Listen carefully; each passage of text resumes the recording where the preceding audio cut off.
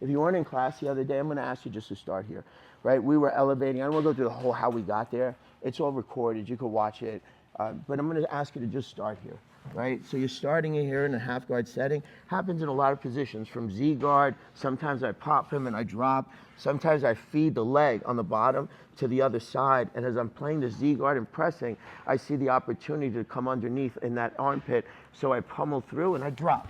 And now I start looking for my connection with my other leg on the bottom, right? Sometimes it happens off of this elevation. You're here like this, I picked him up, I floated him, and I go through, and all of a sudden I couldn't get to this clamp, and that was the clamp we were working, and I end up right here. So it happens all the time, right? So potentially also from him passing in a half guard setting, I somehow, maybe sometimes, will win the re-pummel, right? So maybe he's here, right? And he's just won this, and somehow I get to the position where I go, damn, I got a scorpion back, right? But he's on the underarm, he's here. And I'm going, damn, I got to get this arm back, right? So then I start extending him and rocking him, and then I see an opportunity to drop this back in, and I go, whoop, and I'm back in the same position again, right? So it enters from a lot of different places. So I'm never going to say that just enters from that. What you have to get better at is realizing when the opportunity is there to go there. But we're going to start at this position. So I'm going to ask you from the other day that we said that we were going to do 3 things. Obviously pull on his hip, because I want to throw him over this way.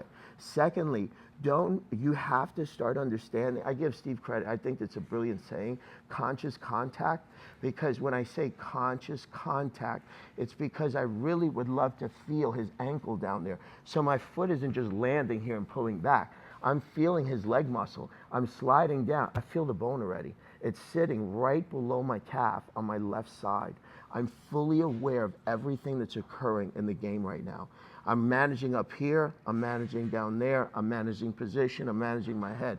Beautiful game, and it's altering in quarter-second speed, right? And that's what makes the difference between the goods and the greats, right? So I'm pulling this, okay? I'm feeling conscious contact that I'm at the furthest point of the lever, because I want to manipulate the ACL or the meniscus. So if I've done these 2 things, I'm pulling, and what I'm doing is pulling back.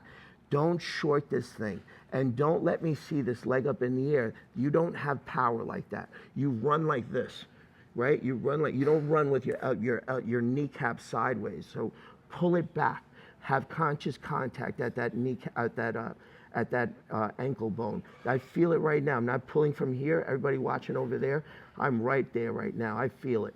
I'm here pulling, right? So if I'm doing both of these things, this is how he's looking. Okay, obviously I want to pick this up, but learn how to use the muscles on your legs. Learn how to drag yourself in. My foot's on the ground right now. So what I'm doing is trying to angle myself underneath. Try not to go over, stay right there for me. So, you good? Right, so this is, I'm asking Ethan to stabilize. I don't want him to fall over. What I'm looking to do is myself like this. Now he's on top of me. So now he becomes very light, that now because he's on top of me, the angle of this leg starts to face this way. So as I start pulling, I can start driving this leg to bring him over. You might say, I don't really need that. Okay, all right. I get you, man. You don't want to maximize life. Remember I said Matt mirrors life, right? Because you're the guy that just goes, 80% is enough. Okay, I don't want 80%. I want 100. I want to live life in the full maximum. So try to practice. I say mirrors your life, right? So everything. I pull, I shrimp, right? This is a supplementary, because if I can grab that leg, sometimes you can't. And how we start, the other day when we were in this position, and I'm dragging this hard, and I don't know if I can pull this. I may have to come underneath and bite this hip, and now start really working myself underneath, or potentially coming out the back, where I'm scissoring and popping out and coming up vertical on it. So I'm going to ask you to start left and right, okay? Start getting comfortable. The other day, I blocked the top kneecap. I would like you to practice finishing the head and arm on top. I'm not going to go through any detail on the head and arm. It's just too much detail. Like you literally be 2 hours on that thing, right? So when you're here and you're yanking this back, when I said that I was going to not use this hand, because as I'm pulling and strumming underneath, I want to block this kneecap as I'm coming over. So as I'm driving to come up, I don't want him to close this pocket before I beat him on this leg in front of that pocket. So as I'm blocking this, I'm stepping and running high and catch his head. Right from this position, I won't go through crazy details with this. I'm going to say adjust yourself, right? Get to this point, partner's not going to have any defense. Start your walk counterclockwise, counter. You're affecting the lateral delt. You're not trying to affect the lat muscle. You're taking it, same principle as that kneecap down there, same principle as I want to affect this lateral delt. So I look for this elbow line to start this crawl counterclockwise. I don't go vertical, right? If I need my legs, I bring it vertical to a point. So if he's so bit down that I can't get, I use my legs to thrust up. Now I'd have it high. Now I start my walk. Okay, if he bridges, and I'm going to ask this guy not to bridge. If he bridges, retract your elbow back, keep it tight. If you understand what I mean, and you've been there before, you understand you'll lose that elbow line sometimes. You have to have that instant reflex to pull back if he bridges. Only thing you're doing until you get to this point, attach the bicep, make your wedge point behind the elbow, make your kickstand. Lower your head, attach your hands. Drop one hip, you should have no elevation on your hips. I'm not asking you to lift your hips up and then pummel this over. I'm asking you to stay super tight. Right now my legs, I'm purposely putting my legs off the mat so that you can see I never left him. I'm feeling his hips. I butterfly. I've never raised my hips higher than the position they are. They're the same position. I'm feeling every twitch. I also want to be tight on him for a reason. If there's gapping and he bucks, that's how kazushis happen. If you ever understand a rusty nut, the reason they give you the locking nut is because I don't want any form of disengagement on it. So I want to feel it and keep it tight. If there's movement, that's how they start rocking. That's the principle of controlling the jawline at angles, because if he can start moving and I'm not controlling that jaw and keeping it in one direction, that's how they start moving left and right, and that's how you get lost, and that's how they start kipping. So it all started, somebody say, man, I don't know how he got out on that kip. And I go, man, dude. And they'll just say, oh man, I had to release. I go, why'd you release it? And they go, I don't know. I know, but you never had the jaw. You never understood the mechanics of the whole situation. So how could you not? Because you didn't control it. Then he starts bucking and moving, and then the kazushis happen. Okay, so let's start. I'm asking you to go left and right. Left and right. You can't pick. Guys will pass you left, guys will pass you right. You'll be on Z guards on both sides. There's some things. Sprawl passing, you can keep it to one. This, you got to do both. Okay, guys, let's partner up. 1, 2, 3. You know that old saying, how you do anything is how you do everything?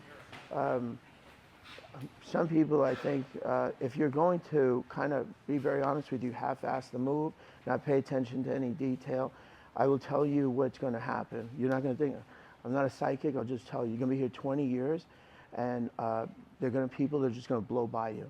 They're going to be here 2 years, 3 years, and they're just going to tear you apart. And it happens now. Very honest. The best players in the academy right now are the purples from this class. That's the best no-gi players in the academy. Johnny took most of the talent. Yeah. Oh. Yeah. Yeah.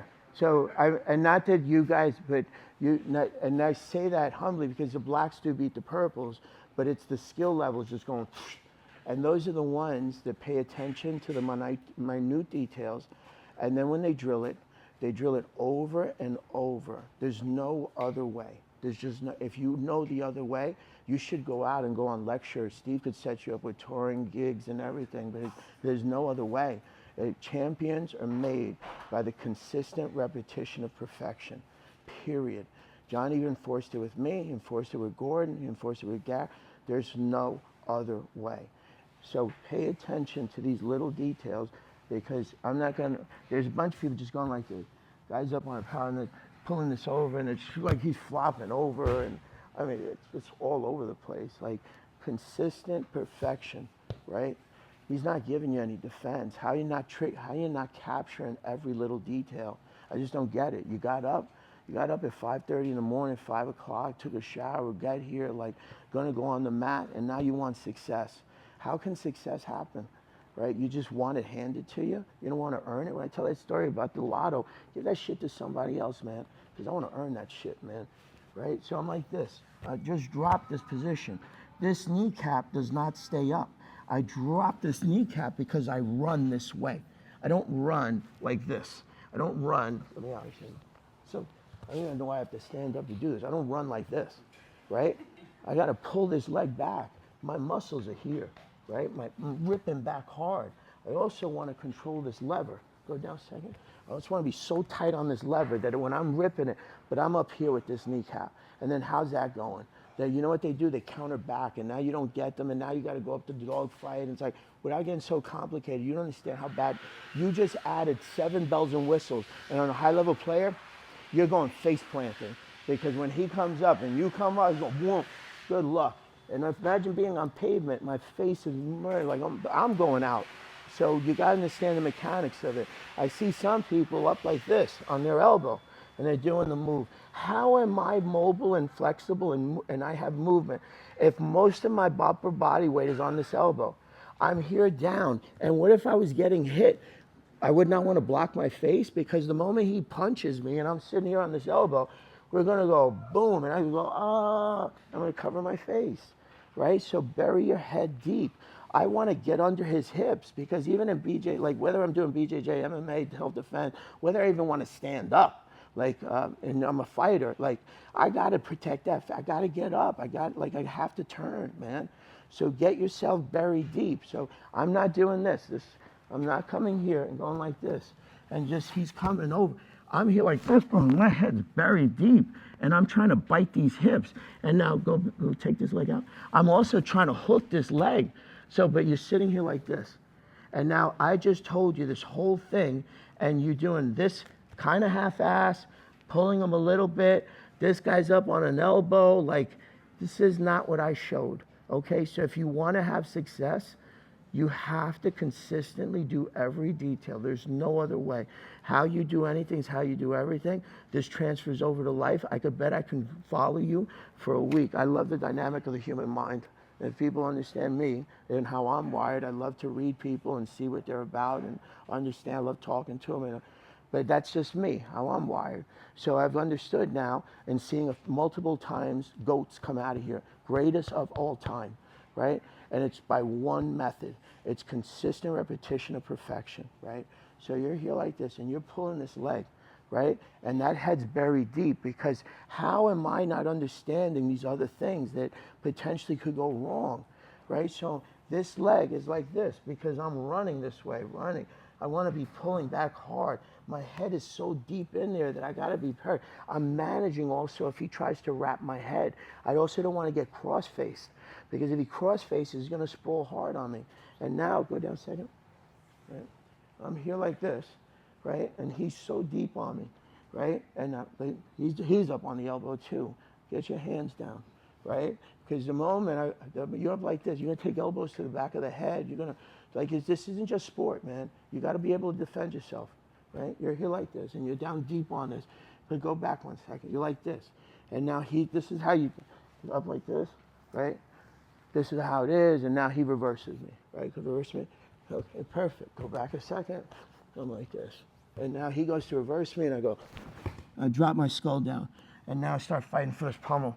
And now if this was an MMA fight, I go, we have, just a heads up, Dan Hardy's a legend in the sport. He's here today with his wife. She's preparing, so, right?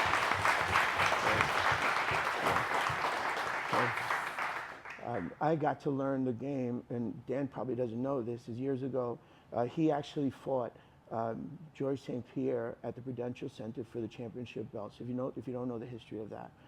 But I also met George prior.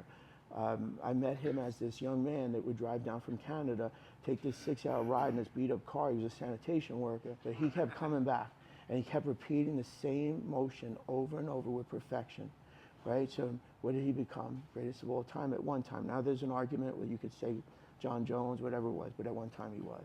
Okay, so if I understand this position, and my head's, and his head's like this, and he's not deep, and I cross-face, and now I drop my skull in front, and potentially get underneath his neckline, and now I drop this fist, and now this is coming, right? And he holds my hand, and I go, okay, pin, and now this is coming. It's like, but you never did this, and I couldn't do this, and I'm over here fighting, and now Ethan's coming out, either reversing me, or he's coming out my back side, because I can't do anything about it.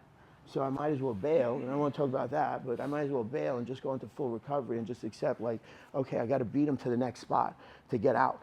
So I'm not going to let him dominate. I'm going to go over. I get it. It is what it is, but let me beat him to the next spot so I can escape. So sometimes it's better to accept the reversal, right? So the leg is a certain position, right? Deep underneath, okay? So let's go back 1 second, and now we're gonna go back to, so you're doing both, right? You're here like this, so you should practice 2. You should be pulling this back, your head should be buried underneath, and I'm throwing them over. Now, we said the other day, the determining factor is this Whizzer, right? Because if he's Whizzered on me, right, and I start doing this, it's easy because there's no upper base on the top quadrant up there. But I'm sitting here like this, and I do all of this right. I pull this back, and he takes this guy out. And I went, damn, he took that out thing too quick on me, and I wasn't biting on that hand tight enough. And sometimes, hey, we're both wet. We're soaked. He can pull that thing out like a wet noodle. All it is laced underneath my armpit. It's not like I'm grabbing with my hand. There's no fabric to fabric. I'm drenched. It is what it is, right? And I'm here like this trying to pull him back, and I realize, damn, he just took that hand out. And now it's about read and reaction. And the faster you can read, the faster you get to the storyline. So remember what I said earlier, I was like, sometimes it's better to accept the reversal because you can beat him to the story on the next round, right? So when we're in this position, I just realized he just took the hand out. And the other day I explained, I'm gonna scissor the legs. I'm in the position perfectly to scissor. If this kneecap was up, it'd be very hard to scissor. So when I'm gonna pop you forward. So when I hit this leg this way, it's because I went out like this. Right? But if your leg was up, then you didn't understand the next chapter in the story, that potentially if we get to this spot and then he countered me in certain position, I got to be ready to react. But your leg was off, right? So now you start to see, BJJ is so true to itself. It's so true. It's such a beautiful sport. It's fascinating because it doesn't lie on one end and then on the other. It's like whatever the truth is on that side is the truth on the other, and they attach. It's beautiful. Right? So I can't be off on anything. And I'm sitting here like this. Remember, perfection, man. I hit this like, and now because I was dragging, and now he reacted with the hand out, now I got to come out the back. I can't do anything about it. I'm not going to come up, because at this point, if I come up, he's going to go heavy Whizzer, and now I'm losing everything, and he's going to punch me. He's going to hit me with this hand. I can't stay here. Right? So I hit hard in the direction above me. Bottom leg scissors also, and I get to my kneecaps. Remember one thing, the next read, that leg sits in the center, be careful. He also has a backstep on this. I'm not gonna really go over this, but if he backsteps hard, this thigh hits the mat before he catches me. So if he backsteps, I go backstep also, right? So I have to start reading, but you can't tell me you didn't see that. If you saw that backstep, you get caught on those leg locks all the time, and Johnny loved that stuff with the double trouble and all. Yeah, I get it. Yeah, no, but you were late on the read, man. You know, there's no magic behind the sport. That's the beauty of the game. It's changing so quickly, right? And I'm sitting here like this, and I'm yanking this thing back, right? And I'm going, okay. And all of a sudden, I realize he took that hand out. So my scissor happens quick, and I get up quick. So now as I pop this, I'm going to pop you forward. As I pop out, I'm here, and I'm coming up quick because he's going to roll on this shoulder. If he's a high-level player, he just realized I left that pocket, and now he goes on this shoulder, and now I'm on this leg, and I'm going, woof. That went south really quick. So pay attention to that portion down there. It is what it is. Did you beat him up fast enough? Because I got to get my leg up. So when I first came up like this, I was like this. I first came up, I'm going like this, and I got to flare this kneecap up before it gets caught in there, right? I can do many things. I don't have to flare it up. If he's more beginner, I can butterfly the other way and pin this way, right? So I can butterfly. The people who can't see, maybe my shorts are in the way. But I can do one or two things. I'm like this. We're only paying attention to this leg. I can't let him come underneath me so quick, so I got to flare high, right? So that there's no attack on it, and I'm accepting that. Or I have to double butterfly, or I can just peel it out. So I can just come here and just go, okay, I'm out of there. Right? But I gotta get, so right now we're managing like quarter reaction speeds that I'm going, I know the story. Faster you know the story, right? I always refer, now you start to understand about reading reaction, right? That's what's gonna separate everybody. So like strength and size and all that stuff, like, yeah, I know, but I can prove it over and over of men fighting each other at a high level, and one guy understanding the story so deep, and the other guy being 2 athleticisms higher, potentially being a professional athlete, faster, stronger, same drugs, all that stuff. Everything's the same. And then what's the difference? One guy knew the detail. One guy knew the storyline. One guy understood every reaction and understood that every portion of your body has a purpose and it has importance. It has incredibly important. So when people say to me, recently I did a private, and this guy, he kind of lied to me in a nice way. He kind of told me he wasn't experienced. Whatever, he found me through the internet or something. I was like, okay. I kept telling the guy, you should pay attention to that. And at the beginning, he told me he was a novice, but after a while, he kept debating me. He kept saying, you really think that matters? Well, I always do this. But remember, I didn't call him out on it. I didn't go, you just told me you were a beginner. We literally got into debates about everything. And at one point, I got frustrated. I went, all right, how about we roll? And as I narrated everything, yeah, that's true. I narrated everything I did to him prior to doing it. And at the end, he said to me very humbly, and he's a nice guy, and he said to me, man, I really know nothing about BJJ. And I said, you're just in the evolution, like you're learning. But every detail, when I tell you it matters, man. Because if I tell you storylines, then you understand, like, that freaking knee mattered, right? This elbow, like, and I'm going to, listen, when you get on the line, and now you come, I'm going to go, hey, dude, don't do that. Like, where the hell did you come here? You finally got up early. Right? You finally, because you a million times you told me your alarm clock and I was going to get up early, like, okay, sleep through life, right? Let me just tell you something. It's, and I say this sincerely, you know, everybody wants to live to a ripe old age, man, but it's not how long you live, it's how you live, right? That's what it is about. So you got maybe about 7-8 minutes. I covered a lot of details. You can do anything you want. You can do both sides, you can do both moves, anything you want, but take advantage of your drill time. Let's do.